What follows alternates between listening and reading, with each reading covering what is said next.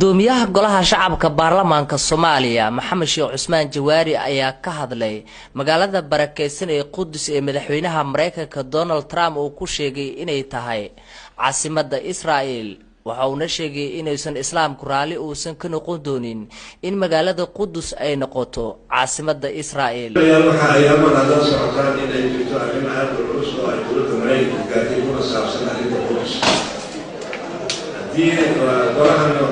golaha shacabka waa codka shacbiga muslimiinta waxay ahaan kusocdo kamaha muslimka gobolka Marmaan inaan madaxweynaha aan wax u qorsheyno akada arrintaasi si aan u cabirno rabitaanka shacbiga ee Soomaaliyeed waa golaha ku metelno waa Marmaan waa waajib xildhibaan ah waajib muwaadin ah waajib haddii aan ku leeyahay oo diini ah weeyaan سادرات محل سعكان مريال المدينة أمريكا دونالد ترامب وبيشي لحد ديسمبر ضربوا يتطوري في مجال جيروسالم وأفضل سنين أي تاي مجال مدح إسرائيل وعن في ساق قلام الوين